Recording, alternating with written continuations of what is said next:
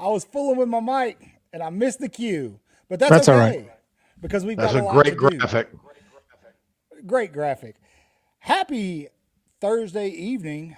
There's football on right now. Anybody watching the Dolphins game? I No. was watching it earlier. I was simulcasting it earlier. It looked pretty good so far. It was 7-7 when I left to join you guys, but we've got a lot to talk about. You guys know the drill. What's up, K-Spray? What's up, Keith? We're going to get to you in just a minute. But before we do that, let's take care of some in-house business. As you guys know, we are currently fighting with YouTube because we were growing pretty quickly and YouTube felt like that was not okay. So they red flagged us for whatever. It's a fight. So in the meantime, we're depending on you heavily to grow. So please do the dang thing and share, like, comment, be active with us tonight, all of you. If you got a thought, share it, retweet if you're watching on other forms of social media. We want to hear from you. Like I said, send us to your mom, your grandparents, your granddaddy, your ex-wife, whomever. Let them know you're watching the best damn Bama show this side of the Mississippi. Period. Roll Tide Tim, Roll Tide Link, what's going on? Roll We got Tide, a lot to talk everyone. about. We got a full slate. I We do. know why everybody's here, and we're going to get to that in just a second. But For the we're going to be merch. talking about the merch. Check out Bill's shirt. Bill actually ordered that himself from our store. I'll link that here in a minute to the chat. If you guys want to check out our merch, we do have seasonal merch. You can order something pretty cool for yourself or for somebody else, whatever you want to do. But we got a lot going on before we get there. How's everybody's weeks going, chat? How's your week? Good, bad, ugly, indifferent? What's going on? Jeff, Bill, how you doing? Yeah, we're 2-0, baby. Yeah. Sounds better than that. 2-0 is a good place to be. I've been unusually busy this week. It feels like it should already be Friday. And I'm like, dadgum, it's a long week. But that's all right. It feels short to me, honestly, this week. Thanks, Keith. Love you too. So Keith watched our show last night. Good job, Keith. Who was on the show last night? Who was that? Chris and I just popped in and did a quick like Q&A thing just to let Yeah, I everybody saw. know we haven't forgot about him because we haven't done After Dark in like a month, and people are like, hey, where's After Dark? So we'll get that squared away, guys. Sorry, there's been some scheduling issues, but what's on everybody's mind right now, which is crazy because the season is underway, but everybody wants to talk about Cruton. Everybody wants to talk about Cruton. What's going on with Alabama Cruton? You guys, tell us in the chat what you've heard, rumors. If you got an insight, you know, if your cousin's daddy's car shop repairman's sister-in-law / baby mama heard something about one of these guys, tell us.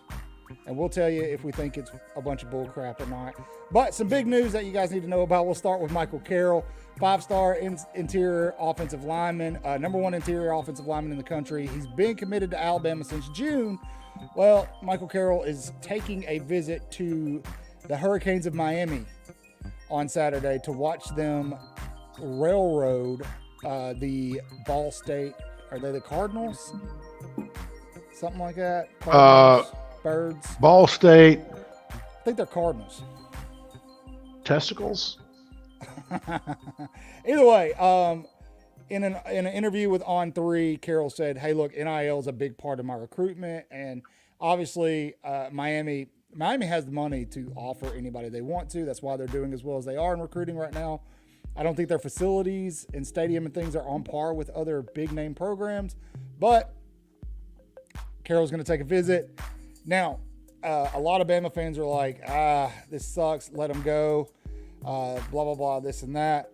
But I do think that with Carroll, he's one of those cornerstone guys that Alabama is going to have to match if Miami does offer him. Number 1 interior offensive lineman.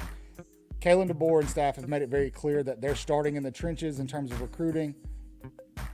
So he's one of the guys that they're probably going to do everything they can to keep. And so you guys agree, disagree? Jump in here in a minute. Well, no, that's a given. I mean, we saw what they did in the offseason, firming up the offensive line significantly, and then we saw how that paid off in the last 6 minutes of the game. Yeah. And then the defensive line. I mean, I was listening to Tim Smith. He was on Hey Coach last night, and no, they're not.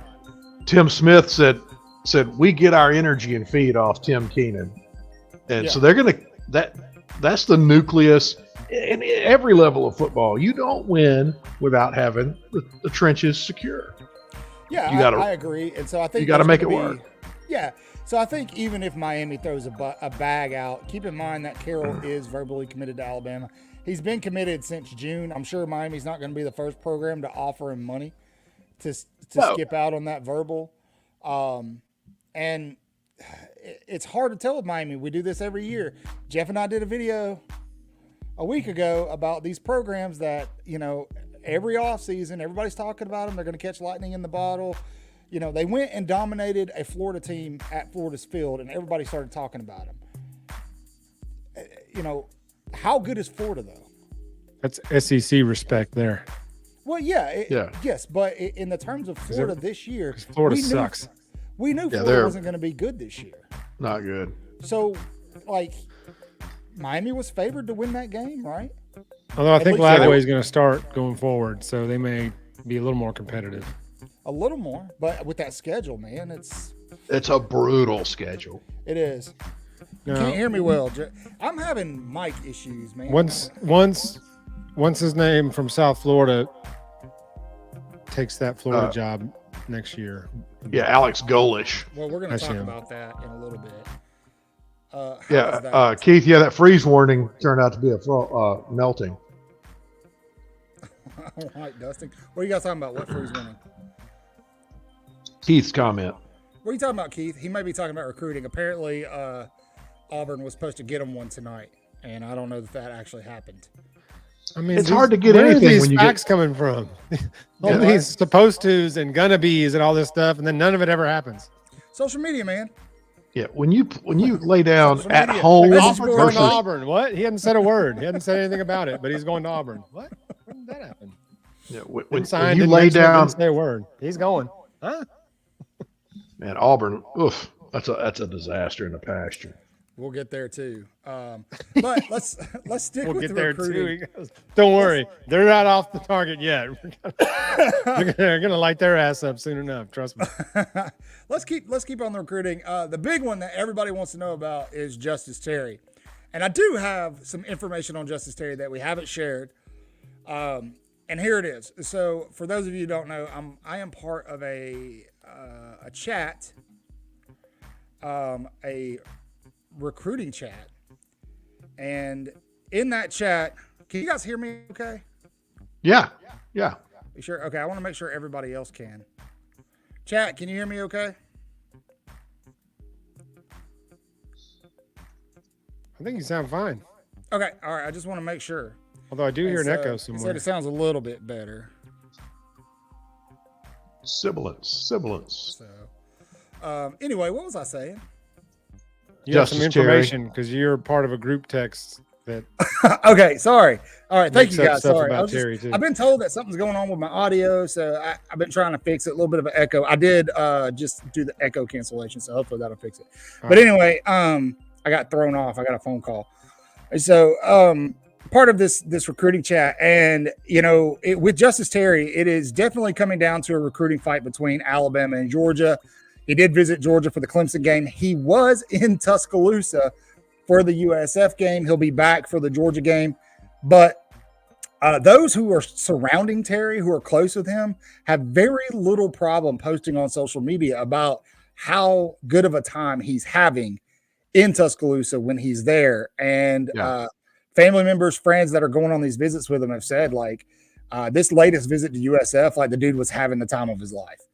And that staffers at Alabama are very confident in their ability to land Justus Terry over Georgia. I think that game with Georgia, even if Alabama wins, or loses, that doesn't mean they're out of that recruiting fight. I think that they have to show something with that defensive line, but you're already seeing that this season. So I think Bama has a very good shot at Justus Terry for the simple fact that I think he would play very quickly as opposed to Georgia. I'm not saying that Georgia doesn't develop D linemen. I think they do a good job with their pass rush. I think Georgia is better in terms of maybe linebackers and safeties than they are at developing D linemen. But Terry would start very, very quickly at Alabama. And so it seems that there may be some momentum shifting in Bama's favor, but Terry's not going to sign till the early signing period. And, when you got guys like Marquise Mays recruiting him for you. How did he not get on board with that? And he told him, he said, hey, look, he was like, listen, young man. And I actually thought he gave him sound advice. He's like, take your time, enjoy your visits. Yeah. But know this. Yes. Know this. Saying. He said, Alabama is a place that's going to take care of you while you play football, but they're going to take care of you after you play football. And that is a very solid selling point.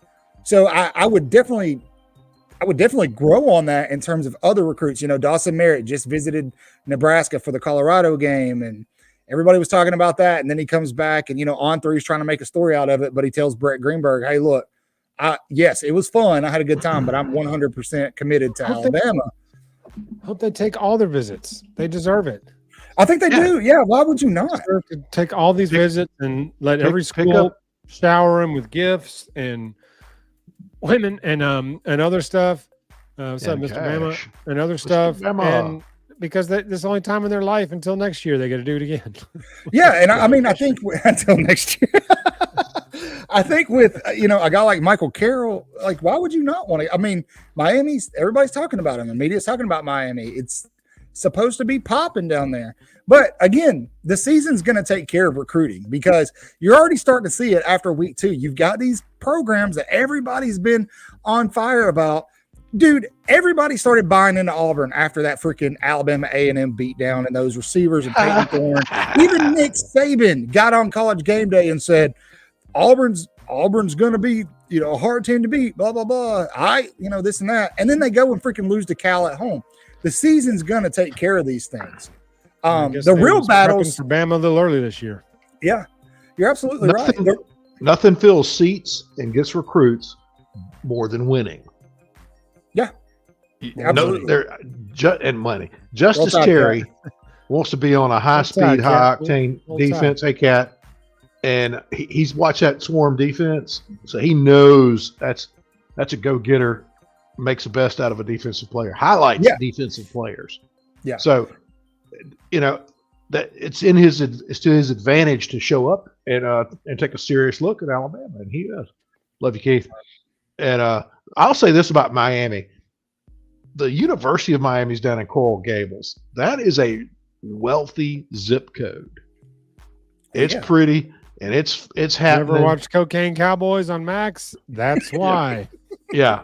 So, but it is not close to South Beach. You want to wonder where Miami gets the money? Watch that documentary. It's pretty clear. Yeah. But everybody talks about, I'm going to South Beach. You're 40 minutes from the beach when you're at their campus. Rhymes with Schmablo Fescobar. Yeah. The same man who introduced hippopotamus to Central America. Sounds a little bit like Novocaine. Yeah. So, with I disagree, Man Cave. I agree with you, Man Cave. I agree. We're a long way from that happening. Nobody knows but him. Yeah, I think is the only one that knows. But I will say, in terms of Justus Terry, I appreciate the fact that he's taking his time, taking the visit. He's not keeping anybody. He's not. I'm going here and then going to visit all these other schools. He said, "Hey, I'm going to keep my recruitment open." That's why he decommitted from Georgia in the first place, because he wasn't sure. Right. Same thing with USC. Everybody wants to look at that as, he's jumping back and forth, but it's really he just wasn't sure. And so, the guy is taking his visits. He's taking advantage of being, one of the top recruits in the country and enjoying his senior year of football. Why would he not? Take the visit. And they've got to evaluate. In addition to what they want to be a part of, they've got to evaluate what's going to be the best place to develop. 100%. They have no idea. That's right. Most of them, their dad's trying to tell them where to go, or their uncle is working all these deals. Case in point, Caleb Downs. Bingo. Yeah. And then they go there for a year and transfer to where they really want to go within a year or two. Look at all the offensive talent that has trickled through Auburn University in the past 20 years. And it has been a disaster because they think they're going to come there and play, but they don't get developed.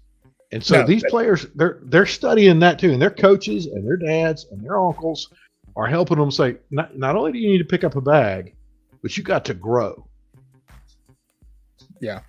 Naeem Alford, man. That's sorry, I was reading a comment. Naeem Alford's a great example. He wanted to get out of the state. And now, he's buying into that whole Auburn deal. We'll see what happens. I think Auburn might actually flip him. But we'll see. Again, you'll see if that lasts. As the heat was all around Deuce Knight flipping to Auburn, and then Auburn goes and loses to Cal, and it's kind of crickets now in terms of what Auburn's doing in recruiting. We all know that Auburn's paying guys for commitments, but what does that hold up? I'm assuming these aren't contractual obligations. So snap! Hawks in the mix. Hawks here. What's up? Here. Hit on that thing. Hey but guys, I'm assuming that, and Bill's right. Like the best thing you can do in terms of recruiting is win games because you stay relevant. So what's going to happen as the season progresses? Now, I'm with you. But I have a small, not retort, but a small other end of the spectrum to what Man Cave said here. But we got to beat Georgia first to crack it open. That could be true. But if Georgia gashes us up the middle, that could also be a tool like, look, man, we need you. You're walking in the door right now on the 2 deep right now, and you're not even on the team yet. Yeah. I'll say this. Use that to our advantage. If Terry seems to be handling his recruitment with a lot of intelligence and a lot of maturity. Yeah. Agreed. And so that's why I say I don't necessarily think if Alabama gets beat by Georgia, it's, they're dead in the water in his recruitment. It doesn't help. But I do think Hawk, I'm about to get to that too. Hold on. You're getting ahead of us. But yes, we're going to get to that. It's a great I don't think it helps, but at the same time, to Jeff's point, you could definitely make a case. Hey, look, man, we need you. We need you to shore this thing up. This is why you're going to start immediately. And I don't think Bama's going to crap the bed against Georgia. They're going to give them a competitive game. Georgia's offense is good, but they're not as good as they have been. And so Bama's going to sell out to stop the run, make them throw the ball. And if they can pressure Carson Beck, they'll be in the game. It's what happened last year in the SEC championship. Bama's Achilles heel for all these years has been quarterbacks like meal ticket. What took Georgia down last year? The athletic quarterback, the running quarterback. That is the Kirby Smart Achilles, like he was all those years for Nick. That was always a problem for Alabama, was those athletic running quarterbacks. Yeah. So we're going to compete with Georgia in that game. I agree. Saying guaranteeing a win, absolutely. but I guarantee you we will be competitive in that football game. Yeah. Now, we don't win straight up. This is an interesting thing that we don't talk about enough when we talk about recruiting. Active roster guys doing their part in recruiting guys and holding on to commitments. That's a big part of it. You see that a lot. Huge. This podcast is huge for this. Yeah, and it is. And that's exactly, I saw this. Ryan Williams and Bach were talking about that they're trying to get a guy to flip to Alabama that was, kind of had Alabama in the spectrum. A lot of people think they're talking about Jamie French, but I don't think so, because Bama had 2 spots for receivers in this class and they got them both. We did a breakdown months ago about how Alabama was recruiting this class to mirror Nick Saban's 2017 class. And if you look at that, Jamie French isn't an end all. If he wants to come to Alabama, they're going to give him a scholarship, but they're set at wide receiver with Caleb Cunningham and Latsier Brooks. But I think that's who they were hinting at too. Hawk. I don't want to say your whole name because I can't do it without laughing. But I think that's who they were hinting at too. I don't put a ton of stock, like I said, into high school film because they all look fantastic when you watch high school film. But Latsier Brooks looks like a bad man. I mean, he looks fast and furious. Yeah, he does. They had him as a 3-star at once, which is insane. Well, Keelan Russell was a 4-star up until like a half hour ago. That's because he was committed to SMU and everybody quit looking at him. Yeah. And then he commits he must not be very good if that's where he committed. Sorry. I don't know, but and Bill's gone for the night, I guess. Yeah. Brooks does look like a 5-star talent. I agree with this. And I'm not saying it because he's committed to Alabama. I've watched a lot of tape on this guy. I don't see how he was ever a 3-star. And so technically, you're talking about, let's say he is a 4-star. He's easily developed into a 5-star, especially under this staff. So Bama's getting 2 5-star guys at wide receiver. So a guy like Jamie French isn't a necessity, but a guy like Naeem Offord, who Alabama really needs to shore up their safety position moving forward, is. They really, the 2 points of interest is the secondary and the defensive line moving forward in terms of recruiting. They need to shore some things up with those 2 positions. So you got Naeem Offord on the board. You got potentially Ryan Williams and Jalen Mbakwe talking about trying to get him back, quote unquote, home. And then Justus Terry is pretty high on Alabama right now. And we'll see what happens with that Georgia game. Yes, and they had Courtney Morgan with them, and we all know Courtney Morgan's involvement in recruiting. He's kind of the mastermind as a general manager behind all of this. He is a wizard. Top 5 Bama player of all time list was definitely interesting. Tell us what he say. His top 5 were Derek Thomas, Marcel Darius, Julio Jones. Mm-hmm. Oh man, I'm gonna have to look it up. It's okay. It's okay. While you do that, I'm gonna answer. Hold on, Crash Bandicoot. We'll come back to you. I'm gonna answer this question. What the hell happened with Ty Jackson committing to USC out of the blue? That's a great question. Nobody knows, but we can all assume something. Every major recruiting site, every insider, everybody had him slightly leaning to Alabama over Florida. Obviously, Florida, losing and looking the way they did against Miami probably didn't sit well in his recruitment. And then out of nowhere, he commits to USC. I think that recruitment's still open. I think that may be one of these. I don't want to claim every recruit commitment is this, but I think that may be one of those, hey, we'll pay you if you commit to us type deals, because they need defensive players to commit to USC. But Ty Jackson, as far as I know, unless he's changed his mind, is still set to be in Tuscaloosa on the 28th. So we'll see. I feel like that one is very far from done. Alabama's still going to shoot for him pretty heavy, just like they're going to still go after Jordan Young too, who is verbally committed to NC State, who I think will also be at the Georgia game. A lot of recruits going to be at that Georgia game. That's going to be one of the biggest games of the year. That one and then Georgia, Texas will be 2 of the biggest games of the college football season. So how many spots do we have remaining open? I mean, assuming the commits sign. If you're going off scholarships, I think we have like 4. 3 or 4. Somebody look it up. Look it up, chat. How many scholarships we got left? I think we're at 19 or 20. Yeah. And now, of course, we're going to have some portaling happen. You're muted. That'll free up a few. Well, everybody that is verbaled, we're going to keep recruiting them until they sign. You have to. Everybody that is verbal to us is going to keep being recruited by everybody else. So that's just the nature of the beast. These guys are going to keep getting calls. Some of them are going to keep taking visits. Yeah. Everything's going to keep being circled until they sign their name. Yeah, you're really gonna find out. We know this recruiting staff is good, but you're really gonna find out how good they are, because again, not like years past. Nowadays, you recruit a kid, you get that commitment. You have to keep him committed because everybody's throwing bags around. Then once you get him on campus, you've got to keep him at your school after a year. You got to You got to get that signature second week of December. Right. Exactly. And then you have to do that process every single season until they either graduate or go into the NFL or unfortunately transfer, which we don't want to see anybody do that, but that's just the nature of college football now. You mentioned, schools are, giving these kids money if they verbally commit. Yeah. Dude, that's been going on forever.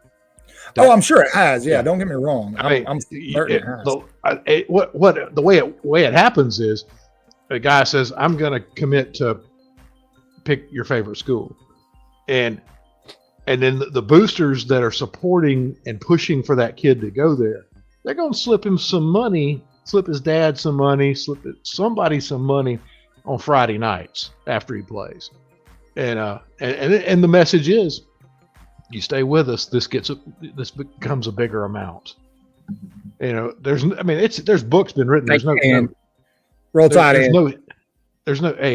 no hidden mystery that, kids, call their handler and say, I need some date money.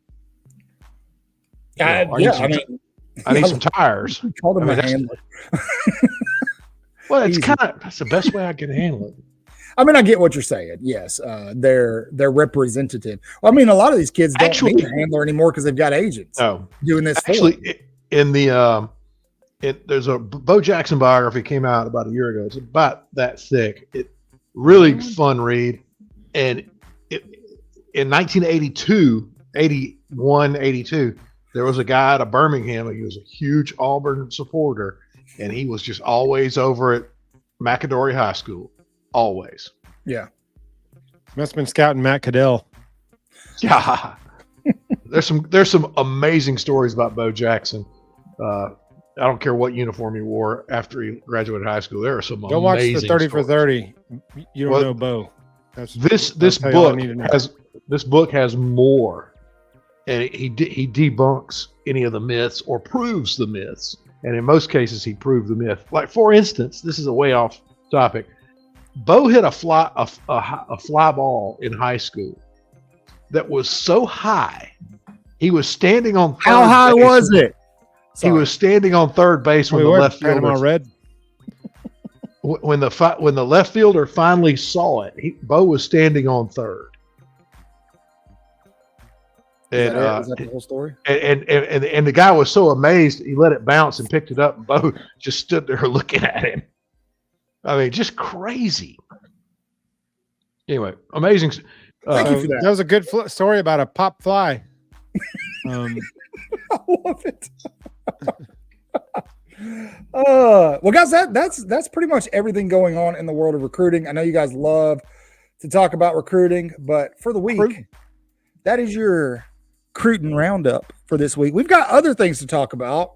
And before we get to picks and things like that, I want to talk about one thing that's weighing heavy on my heart that I take very seriously. We're all human beings and we all make mistakes. We all do things we're not proud of. We're all flawed, broken. And is this the Shannon Sharp thing? How'd you know, man? I just want to say, Shannon, it's okay. We're even doing split screen like Shannon. I love it. Shannon Sharp, it's all right. You don't need to be embarrassed. No. We're all human beings, man. And we know it wasn't an accident, but ESPN lets you keep your job. So you live and you learn, fella. Take the advice from Ocho Cinco, work on your cardio, and kudos, man. Tell Michelle we said hey.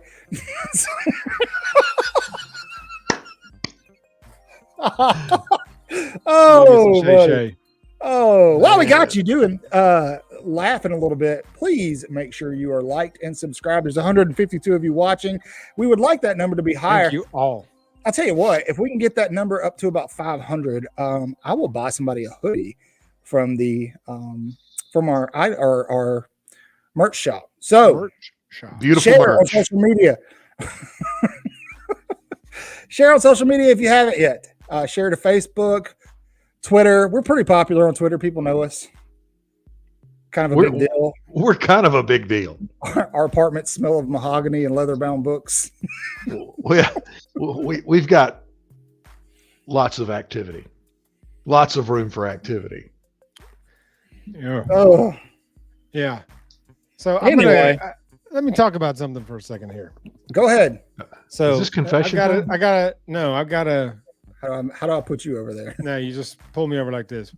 There we Okay. go. Okay. So you. I gotta take issue a little bit with Bama Nation this week, and with Bams. Me being a full-fledged Gump card carrying Bam. Let's do it. Y'all look at me. Kalen DeBoer is not Nick Saban. He's not going to coach like Nick Saban. He's not going to throw headsets like Nick Saban. He's not going to throw temper tantrums like Nick Saban until he gets at least a couple of SEC referee games in, and then he'll probably will. But Bama Nation this week, all on Twitter, all over the place, has been, I wish he would throw the headset like Saban did. Does anybody else want DeBoer to get emotional, more emotional like Saban did, and wipe his ass like Saban did? Look at me, people. That's a he skill. is not the Nick Tater. He's never going to be. Nick Saban is not the coach at Alabama anymore. He's gone. He's never coming back. He's never going to be again. We're never going to see Nick Saban coach Alabama again. We're probably never going to see a run like that again. But here's the deal. Let this man do what he does. He's won 106 games and only lost 12 coaching exactly this way at every level. Okay? So stop telling him to do things that Saban used to do. I wish he would throw his headset. No, it's not what DeBoer does. He doesn't throw headsets. Saban did that. Won a lot of games, won a lot of championships. That's not what DeBoer does. And he's won a lot of games, won a lot of championships. Both ways can work. So Bams, please stop pining for DeBoer to be just like Saban. Okay? It's not ever going to happen. Let the man do what he do. Okay? DeBoer can cook. Let him cook. Stop wishing that he would do things the old coach did. It's not going to happen. Saban is gone. He's not coming back. We're not going to see a Nick Saban headset tirade again. That's gone. Let it go. Let the man cook the way he cooks. We're going to be fine. Do you feel better? Yes. So I had that in the show notes as a message, a special message to Bama fans, and you literally said everything I was going to say. Crash Bandicoot here. Yes, Nick Saban. I almost screwed up there. Coach DeBoer is a silent assassin, and I love it. Yeah, I posted a video of him earlier in the week with his face kind of twitching while he's on the sideline. Some of you, I think, are even kind of referencing that nod. That might be what you're talking about here. That's fine. It's fine. Like to Jeff's point, like Nick Saban was Nick Saban for a reason, and exactly. Kalen DeBoer is Kalen DeBoer for a reason. You guys, a lot of people, I don't think, have fully accepted the fact that Nick Saban is not the coach at Alabama anymore, and it hurts. I get it. It sucks. We talked about it after he retired. I remember calling my buddy and going, "Hey man, why does it feel like somebody died? This is ridiculous. I'm totally with you." He said, because you made an idol of a man. Yeah, I'm like, am I that emotionally invested in this to where it feels like this we are is dead? Yeah. Yes, we are. And so, but I don't think that you guys really understand how good Kalen DeBoer is. in his own way, the way he handles things, the way he handles pressure, the way he handles these close games. If you go back and look at Washington's schedule last year, they had a great season, made it to the national title game, but they weren't blowing people out of football games. No, they played a lot. They didn't have the talent. Well, no, they didn't, but they played a lot of close games, games. And Kalen DeBoer approached each one of those games the same way. And guess what his team did? They found a way to win the game. Alabama, with the help of their coaching staff, who made the right decision to pull Formby and put Pritchett in the game late in the fourth quarter, found a way to win the game and almost cover. And everybody's still belly aching because they had three terrible quarters of football.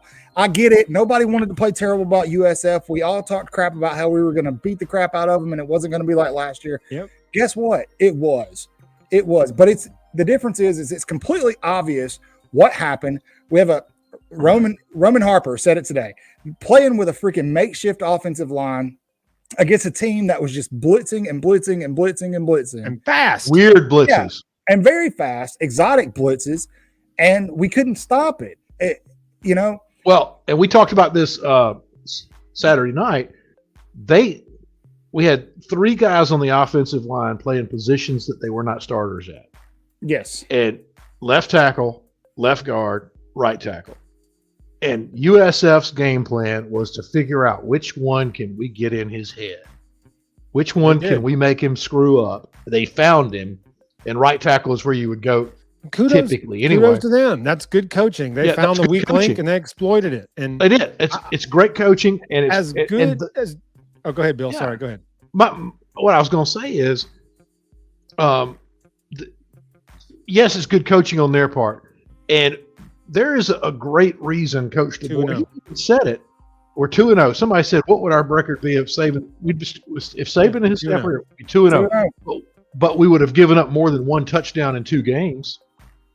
I promise you that. Yeah. We've given up 1 touchdown in 8 quarters, and this defense, Nick's defense was fantastic, but everybody in the world knew how to play against it.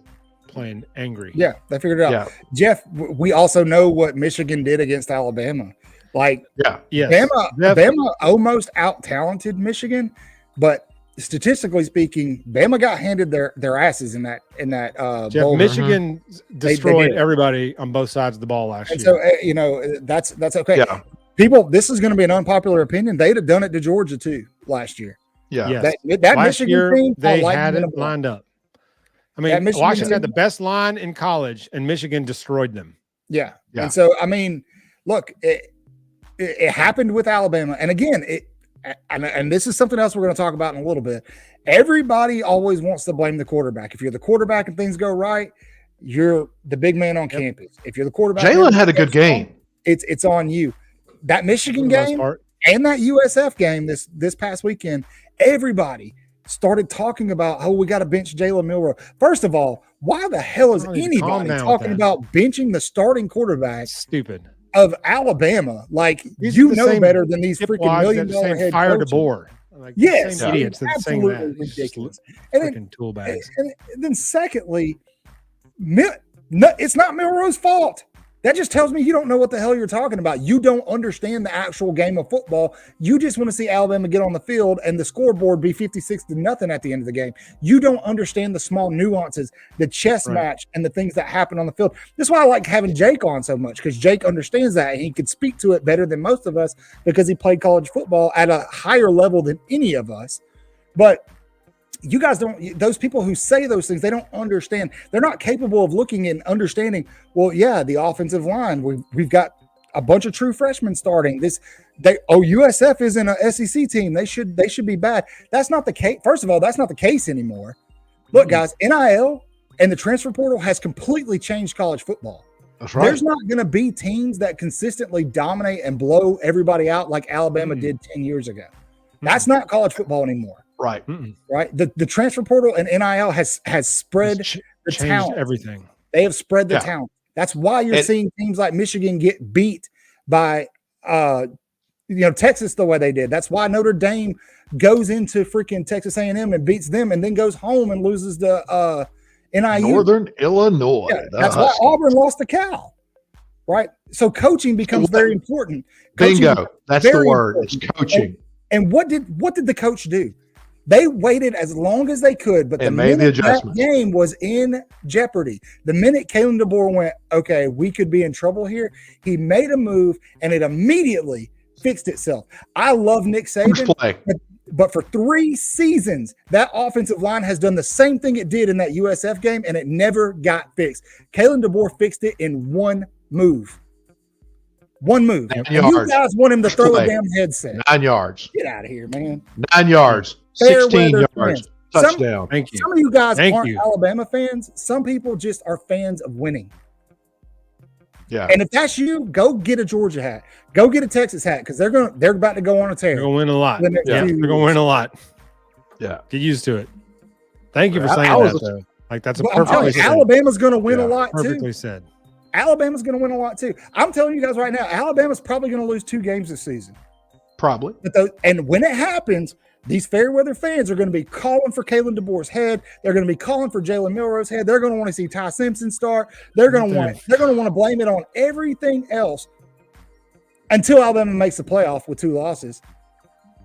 And then it's going to we don't give a piss about nothing but the Tide. We're Alabama, blah, blah, blah, blah, blah, blah, blah, blah, blah, blah. Sit down. Shut up. Dude, these are the same people that want Milroe to move to wide receiver if he struggles at quarterback. They're like, well, just put him at receiver. What? I guarantee you those same people, like Keith here, they weren't with Keith and guys. Thank you, Keith. They weren't with people before I remember before Nick Saban. I don't remember the Mike years. No. The Mikes. We had Francione. We had 3 Mikes. We had Ray Perkins. Ray Perkins was a good guy, but not good coach. Cat, you're right. And the standard, Coach DeBoer never changed the standard. The standard is excellence. How he approaches achieving the standard is just different. The standard is always excellence, and we're going to be excellent. From everything we've seen inside the program, Bill, I would argue that it's really not much different than what Nick Saban's done. Other than his approach to head coaching is different. That's the main difference. He dresses differently on the sidelines. He doesn't cuss and stomp his feet and break headsets, and he doesn't. He lets them listen to music while they're at practice. They've got got 2 freshmen with a podcast that the university is promoting. You would never have seen that under Nick Saban. Coaches and freshmen. Assistant coaches are talking to the media before the playoffs. It's a new system. Yeah. And you know what that does? System. You know what that does? Because I don't know how everybody.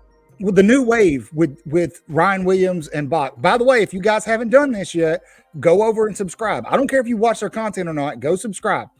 And here's the reason why. You've got 2 true freshmen at the University of Alabama that were allowed to start a podcast, right? What can they do with that podcast? They can monetize it.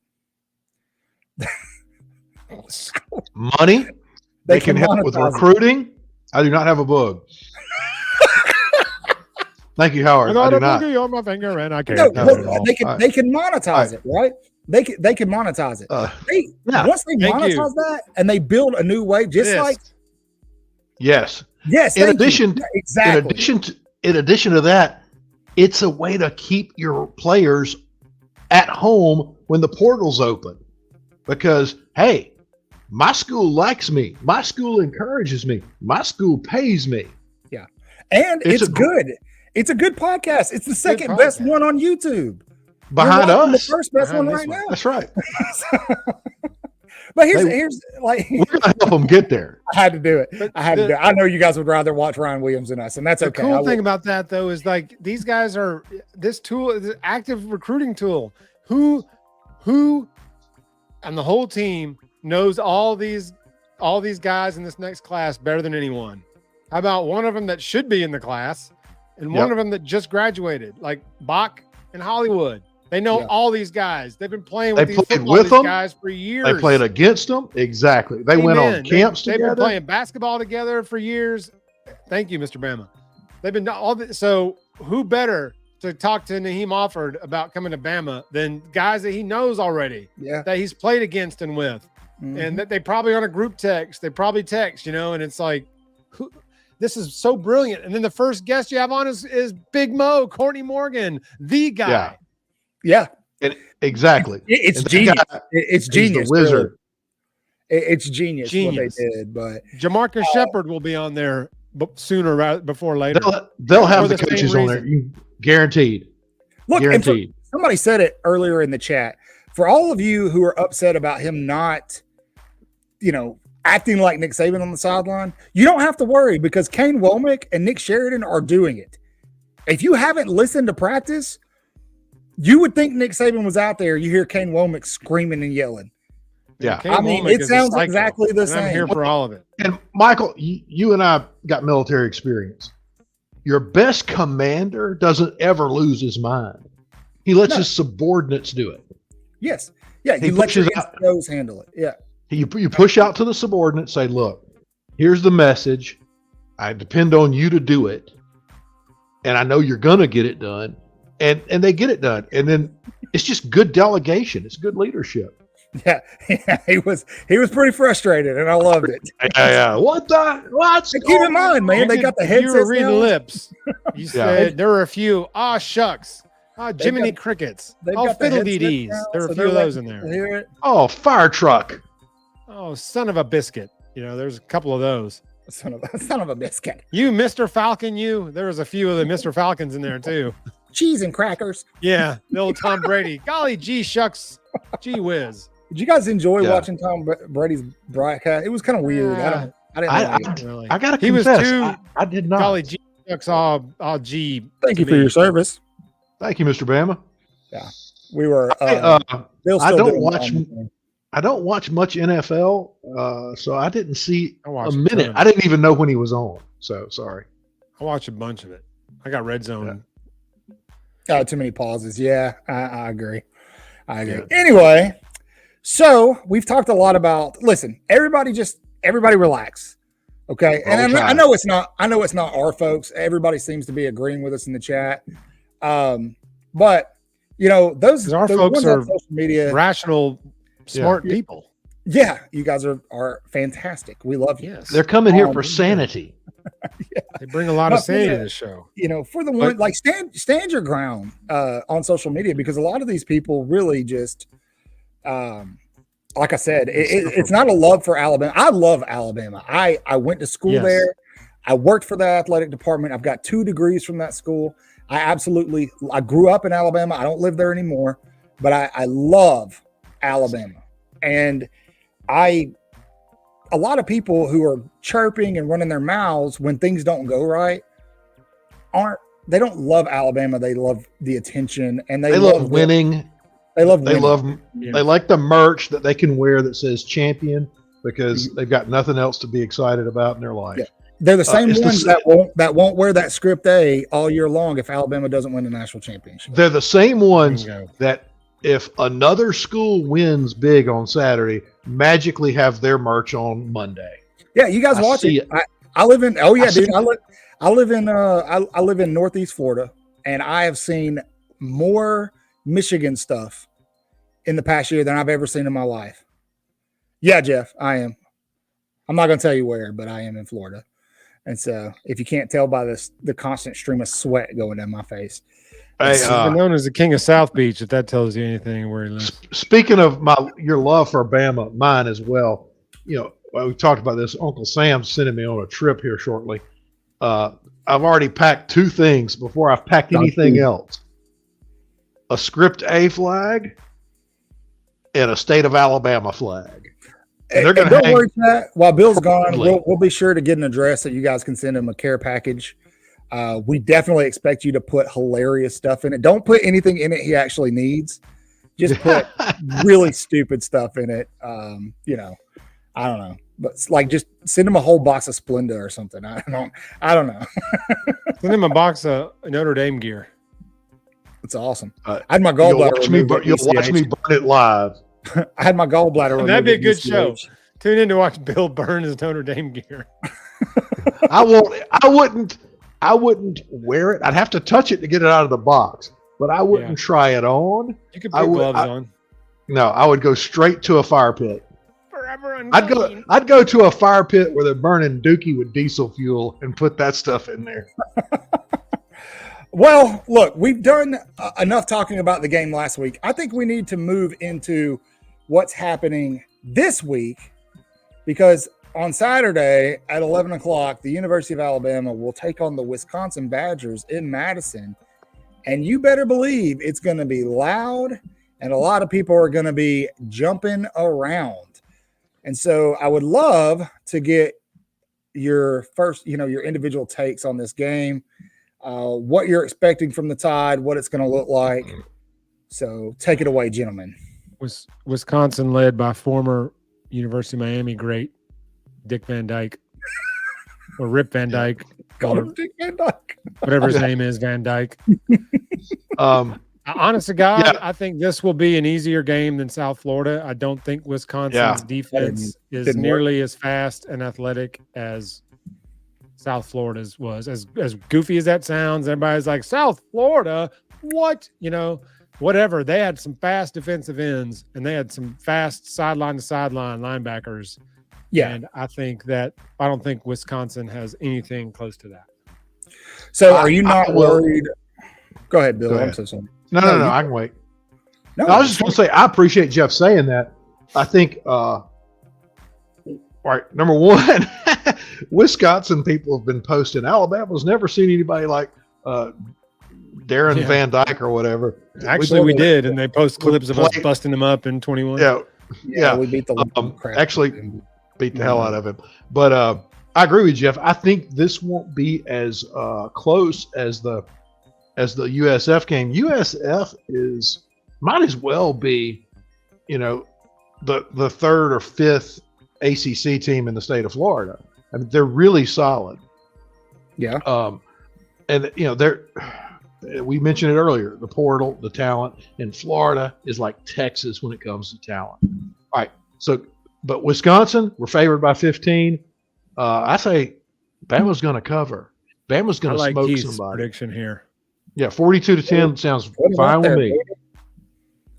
I think Fickle is Fickle's a good coach and a good recruiter. Fickle is a good coach. And I heard one of their radio guys saying he still hasn't been able to fill the roster to fit his philosophy. Well, that means we're going to fill their ass with Bama foot. Bill, why are you so aggressive? I've been working really hard on this. There we go. Bama's a what favorite, Bill? 15. They're a 15-point favorite. I think eventually that they do cover this spread. I think we're looking at like a 42-14 type game here, maybe 48-14. I will say that Alabama is going to work on dominating the trenches. You're going to have an intact offensive line for the first time this season. Caden Proctor, it hasn't been said and 100% confirmed, but Coach DeBoer made it pretty clear that Caden Proctor is going to play in this game. Probably going to start Pritchett at right guard again. Expect Jam. Right tackle. Oh, yes. Excuse me. I'm sorry. Yes, right tackle. I apologize. But now think about this. Jaden Roberts is huge. And he's the guard. And we've got – so what is Elijah Pritchett? I mean, we don't think about how massive he is. And, of course, he's got amazing fundamentals. But that right side is envied for other teams' left side. Yeah, we're fixing to see that offense. As I interrupted what you were going with. Oh, you're fine. We're going to be pushing the ball, matriculating down the field quite well behind a fantastically healthy offensive line. Yeah. Now, I will say, don't be surprised if they do come out sluggish. This is an 11 a.m. kickoff. Oh, yeah. They're traveling to the north side. We're slow starters anyway. Yeah, north side of the country.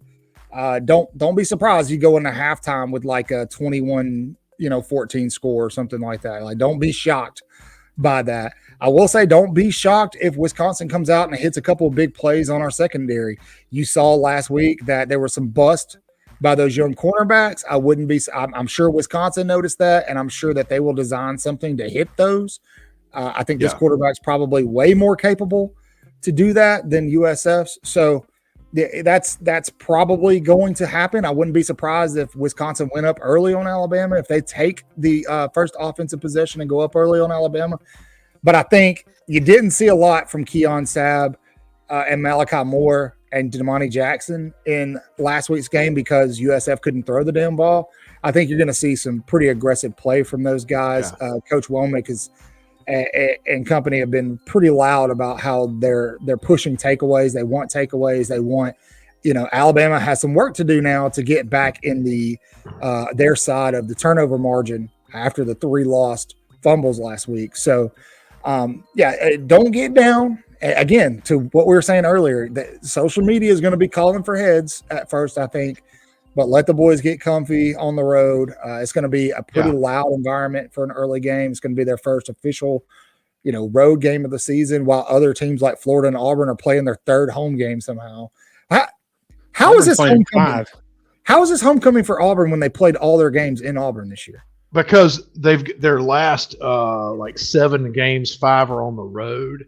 So they would have to wait till late November to have a homecoming, and they're still trying to have a crowd. I like that. And if they wait till late November, they probably won't have a crowd. I think that that's a good the point. non-pods point too. Let's go back to that. And then we'll go to, I think Rob makes a great point. If I remember DeBoer correctly, a couple of those plays Mbakwe was in there was a helmet issue on one play or something, or there was something where Bach had to run in there and play that bump coverage when on a whim. And of course, the guy goes right by him, and he didn't get the throw off, didn't complete it or whatever. But there was something happened that Bach had to go in, almost like, oh crap, get your helmet on and get in there and cover whatever number, And he ran in there, and it was press coverage. And he got, the guy ran by him. But we mentioned this Saturday night. We have seen nothing exotic on either side of the ball.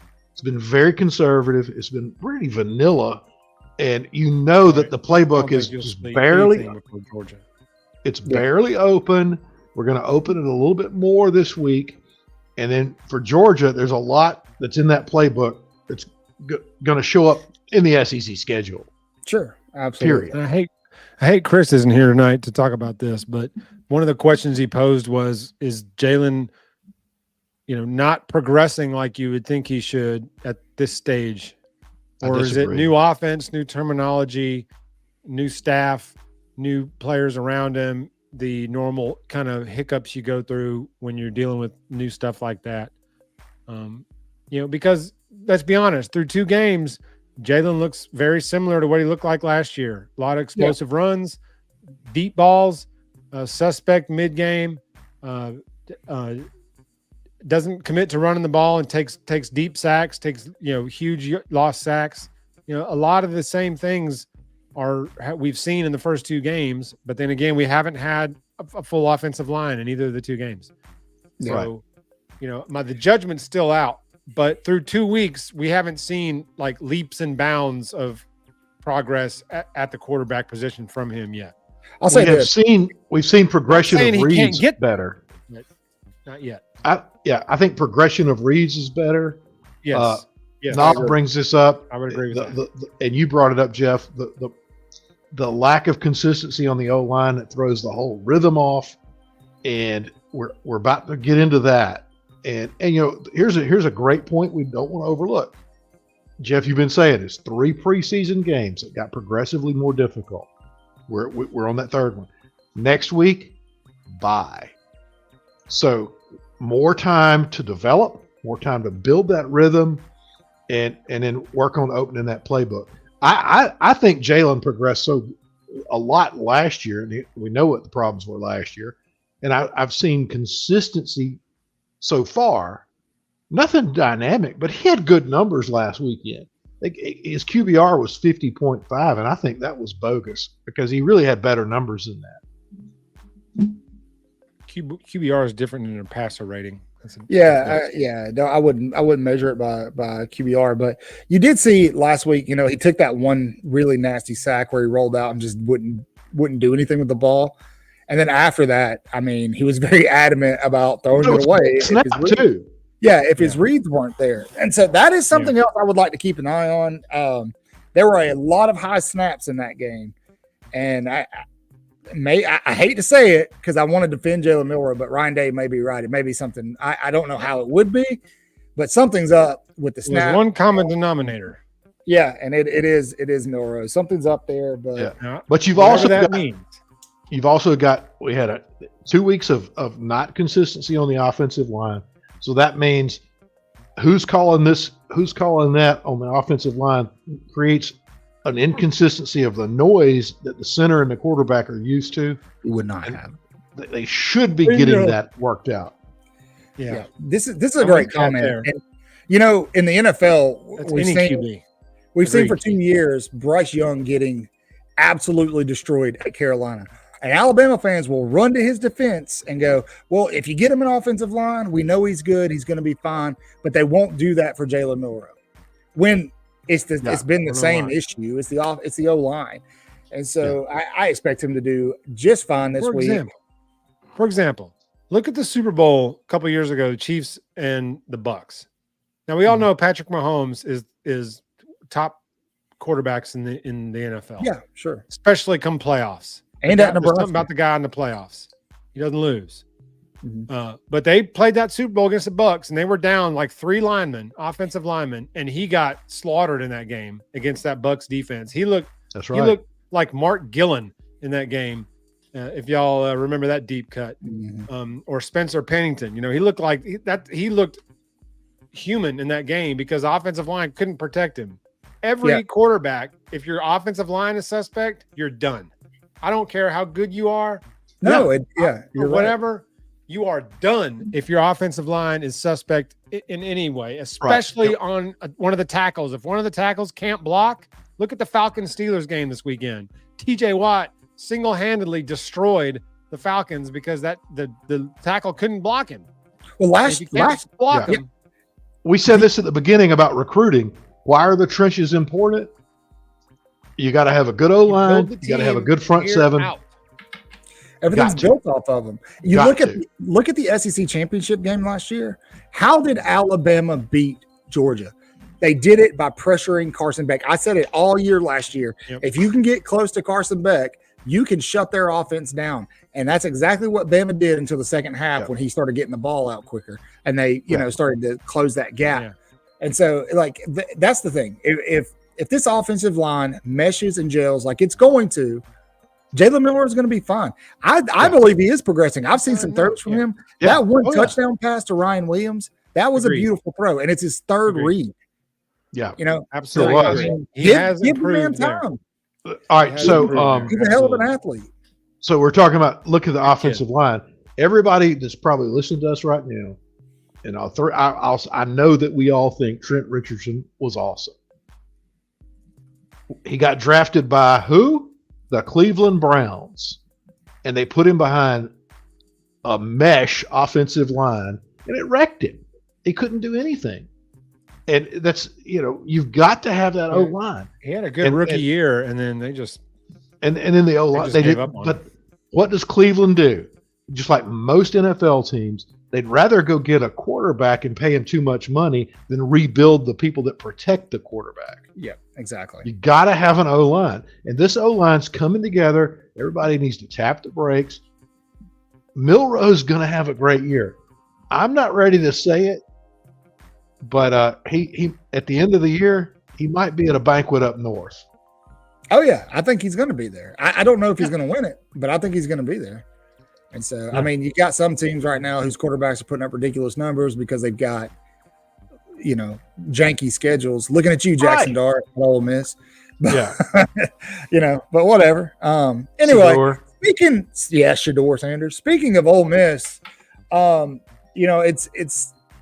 it's believed that after that first week showing against Miami, Billy Napier's on borrowed time. We all believe that the U-Haul is on layaway, and it's just a matter of time before he's out of. It's idling around the corner of his house. Yeah, until he is out at Gainesville. And there's been some heat around a certain SEC coach. And a lot of people including Josh Pate, and of course the infamous Paul Feinbaum, whom I absolutely loathe, think that Kiffin would undoubtedly jump ship from Ole Miss if Gainesville. I don't think so. Him the job at the University of Florida. I may be in the minority, but I Chat, don't think he's anywhere interested in that unless they're going to pay him $20 million a year. Why would he want to rebuild a program? Why? Why would you go to Florida? Yeah. No, he's got a better job now. That's not a better job than Ole Miss. Now he's done most of the work already at Ole Miss. And with the new playoff structure, and he can get in the play. Last year he would have been in the playoff.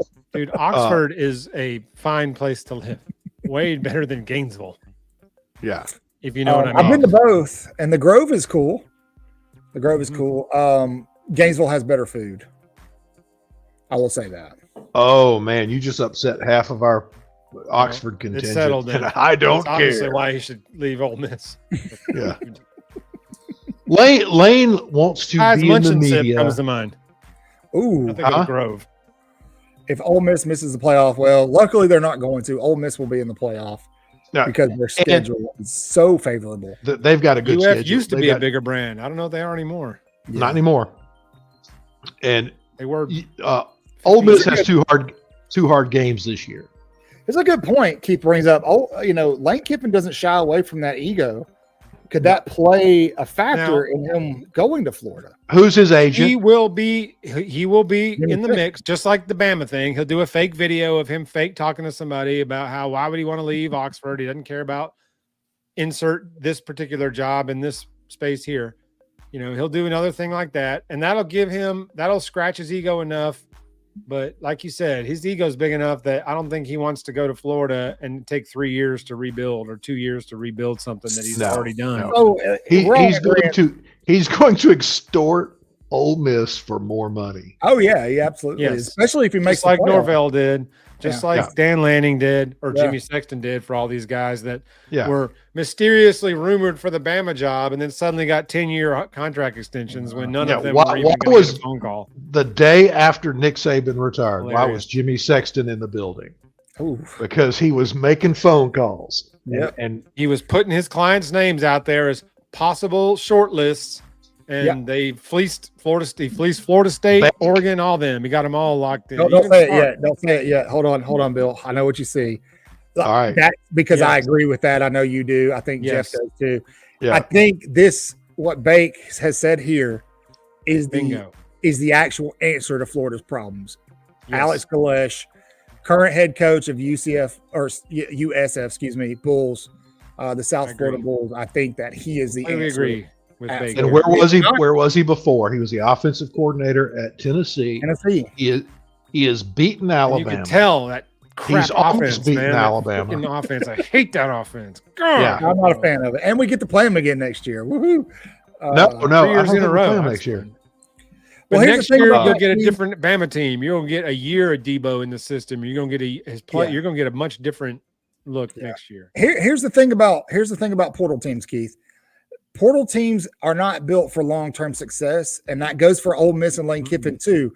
And I'm gonna tell you, they did this last year. They early on in the year they looked really, really good, and then towards the second half of the season, the tires started to fall off. Go back and watch that Egg Bowl. That wasn't a good Mississippi State team. No, and Jackson Dart struggled big time.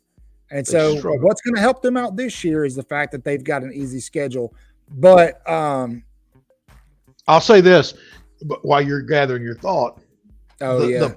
Rewind 25, 30 years ago, pre-portal. We had JUCO transfers. And Ole Miss lived by JUCO transfers. And what did Ole Miss typically do? 8-4. Because they weren't building their program.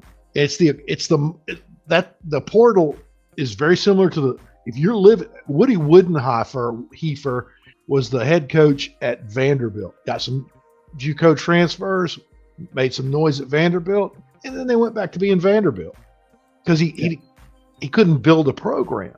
And Billy Brewer at Ole Miss forever JUCO transfers. All he did. Yeah. Well, here's the problem. This is a good point. There's no pressure at Ole Miss. There's all kinds of pressure at Florida. Yeah, I want to show you something. No pressure at Ole Miss. Both Florida and Mississippi have had the issue of keeping their guys in state. They have struggled with that. And it's still going on. It's still going on. Florida's doing better. The state of Florida's doing better in the sense that everybody thought FSU was going to be good, so they were getting a lot of looks. And then Miami. Everybody. Well, I know. But then for the media, Miami's on the up and up. So, they're able to keep some of these guys at home. But typically Georgia, now Auburn, Alabama, Tennessee even, are going and still cherry picking these dudes out of these states. Caleb Cunningham and AKD are a great example, right? They thought it was going to stop when Nick Saban left because Nick Saban was pulling guys from everywhere. Nick Saban ruled the state of Florida in recruiting. Ask Derrick Henry, ask Devontae Smith, ask Amari Cooper. Yeah. Where'd all those guys come from? They came from the state of Florida, right? That's amazing that all those players from Florida wind up at Alabama. But he did the same thing in Mississippi. Calvin Ridley's parents lived an hour from the University of Miami campus. Mm-hmm. And Calvin Ridley went to Tuscaloosa. That's right. So, I mean, the Coach Saban's philosophy, and this is everybody's philosophy now, is they want to recruit anybody within a 5-hour flight or drive from campus. Hey, when I said Devontae Smith, I was thinking Calvin Ridley. So I apologize. Sorry about that. But now Devontae Smith out of Louisiana, fantastic get. Sorry, Cat. All right, Saban. Saban, part of his genius was that he had been the LSU head coach for 5 years. And he had all those high school coaches' phone numbers in his Rolodex. So and I'm sure he left a stack of phone numbers for Coach DeBoer. Hey, here's some folks you need to know. But we're recruiting is so different now. It's great. I'm kind of losing my mind. Somebody pick up the slack. It's okay. It's all right. We need to segue into other stuff anyway. So none of us think Lane Kiffin's going to end up at Florida. Jeff looks very sleepy. We need to make some picks because games are coming up, guys. We got a big slate of football this weekend. College game day will be at the LSU South Carolina game, which is kind of weird, but whatever. Let them do their thing. I did, Keith. I just got excited. I was just talking. I have this is personal, but I'm gonna tell you guys. I have a thing, and sometimes I cannot remember something that I literally just thought, and it's kind of a problem. So sometimes if I get information wrong, it's not that I don't know it; it's just that ADD. Well, it's not ADD. It's from something else. So it's not AIDS. I promise. Dysentery. No, it's from Lyme disease, and so it's sometimes I have good days and bad days where it's hard to remember stuff, and so if I'm saying a lot, I know somebody said that on one of my uploads, like you got to stop saying well, it's because I have a script in front of me, but sometimes I just kind of lose my thought and veg out. So you're right, Bake. Bake, you're not wrong. Don't put that on the screen. Don't put it on the screen. Don't put that up. Yeah, don't worry about it. Pick on me, man. I love it. It's called that too, Case Play. I am getting older. I'd say you're talking about Lyme disease. It's called old man disease. Yeah, I know. That's really what it is. It's simple cotton. Yeah, I got a big one coming up in October. I'm not gonna tell you guys which number, but it's on the way. 50. Huh? 50. No, I am not 50. Look, you said a big number. What's a big number? If you say 40, I'm bumping you out of here right now. He's going to finally get to vote. 40. I got a big one. The big 3-0. Lordy, look who's 40. I'm going to be able to drink legally now. All right. Bill celebrated his 40th birthday with Jesus. I think they were classmates. It was Moses. Jesus Jenkins, he was a hell of a running back back then. Didn't get a lot of credit. But he ran barefoot, ran like a 4.3 barefoot in a robe. Crazy. Damn. All right. Oh, man. Moving on to picks. Keith and I are in the same vicinity. Woo, I'm hurting. Bill, you ain't seen 54 in years. What are you talking about? Vicinity? I actually just turned 54. Right. Twice. I like the way you adjusted your mic there, Bill. Anyway, let's make some picks. My body. You know, the reason my finger is jacked up is because when I heard it, the only medical attention we had was a barber that wanted to bleed me. He put leeches on it. Oh, God, trying to bleed him out. Yeah, that's all we had back then. Oh, okay. All right. Sure. All right, let's focus here. Do we have Chris's picks, by the way? I do have them. I have them right here. I'm going to read them. Let's roll. Love you, Chris. So September 13th, we've got number 20, Arizona. Chris's handwriting is neat. I just can't read. Number 20, Arizona. This game is tomorrow night at number 14, K-State. K-State is a 7.5-point favorite. Chat, tell us who you got. We back on track, Keith. Bill had to go to a medicine man. I did. Who you got, Bill? K-State, Arizona. K-State. K-State. I'm with you. Yeah. Jeff? Me too. K-State. All right, moving into Saturday's slate, we're going to start. This one's pretty simple. Chris picked terrible games, or maybe the slate's just not great, but we've got Toledo at Mississippi State. Mississippi State is a 9.5-point favorite. I'm going Mississippi State. I'll take the Bulldogs. I'm going to take the Bulldogs too. I love the Bulldogs. I love them. I'll tell you what. Can one of y'all do me a favor and can we look up the Auburn game? Because I would like to add that to these. They're playing the Lobos of New Mexico. Okay. For homecoming. Okay. We've got, this one's interesting. You've got Texas A&M going to the Swamp, and they're favored by 3.5 points. DJ Lagway will be the starting quarterback for Florida. I like ATM in that game. I'd have to go with the Aggies. Man, Florida's a mess. It's a mess. I think I'm going to take Florida here, guys. It'd be good for Billy. Well, I do think so. I think Billy's gone, but I don't think this is going to be the one. Texas A&M got beat at home by a Notre Dame team who lost to NIU, and now they put in their sensational freshman quarterback. I think Florida is going to win this game. I'll say this. Battle of the mids. What's the next one? If A&M comes in there and beats them, Billy's packing. Yeah, absolutely. Keith said it's a corn talk. Doesn't matter. He's packing anyway. Yeah, he is. But he picks A&M. Washington State at Washington. I'm sure this is a rivalry with a cool name. I don't know what it is. The Paul Bunyan Trophy, maybe? I don't know. The Apple Trophy. That's stupid, but I get it. Shout out George Washington. Apple Cup. Shout out George Washington. The Huskies are a 4.5 favorite, even though, Caleb, we stole their coach. I like Washington. Give me the Huskies. Washington. Give me the Huskies. All right.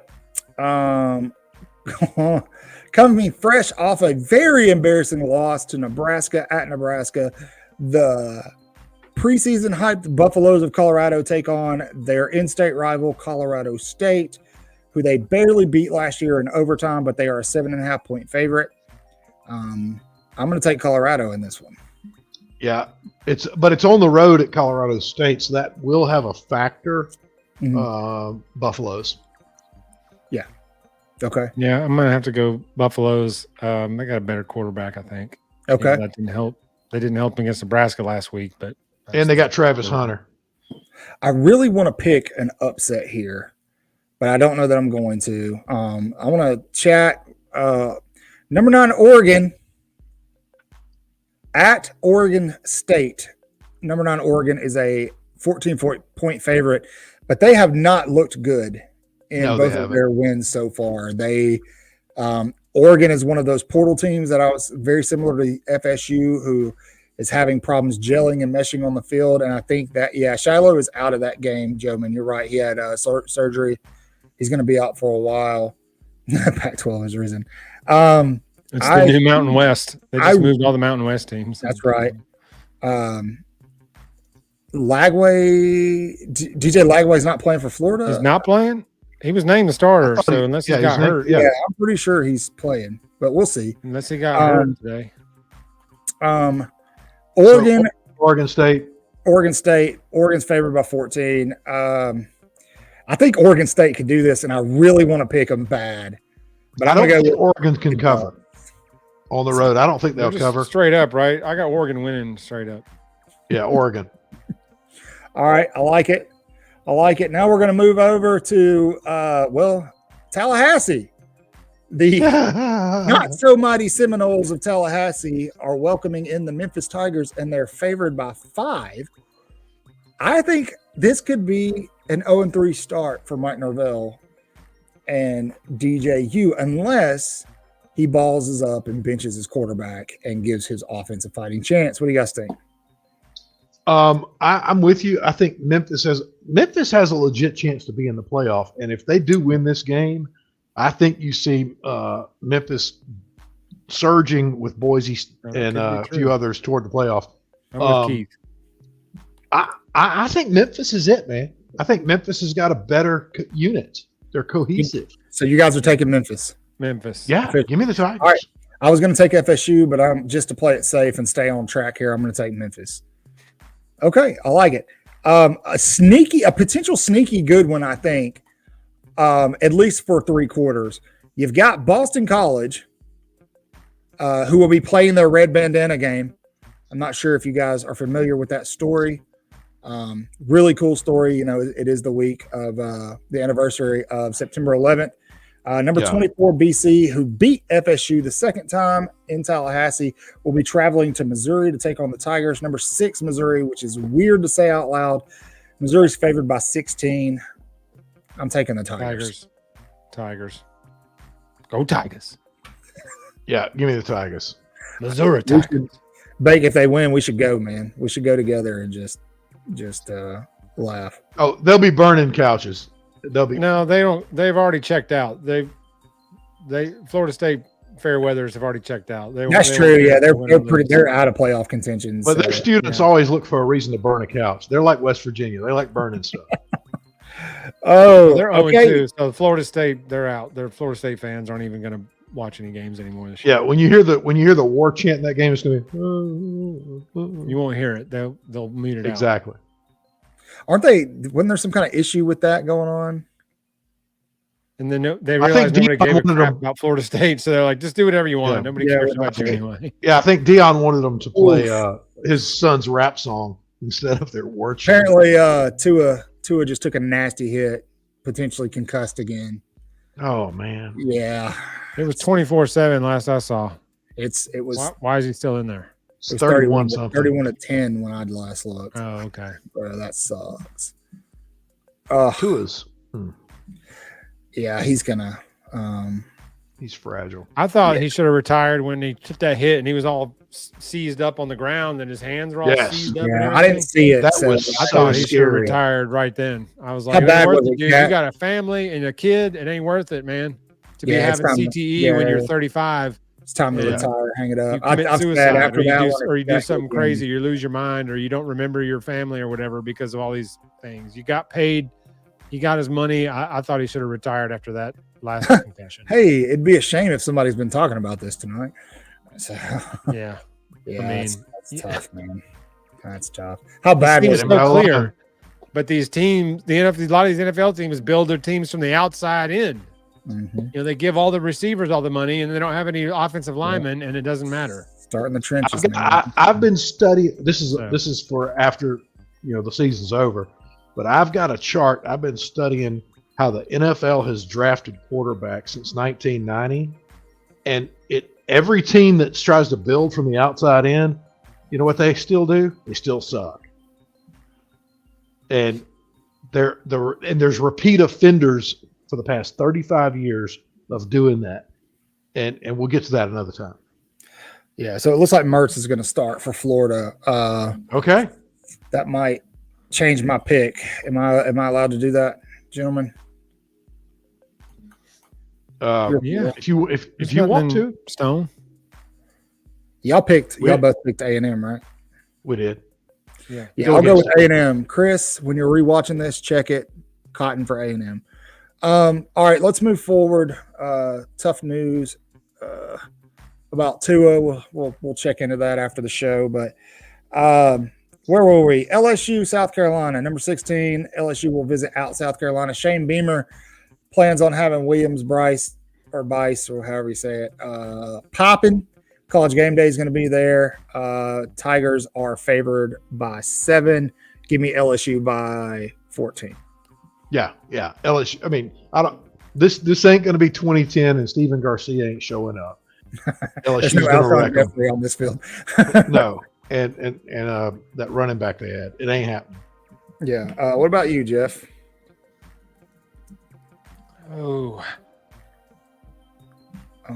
Jeff. This is a tough one for me. I'm going to go South Carolina. Really? All right. I think they pull an upset at home.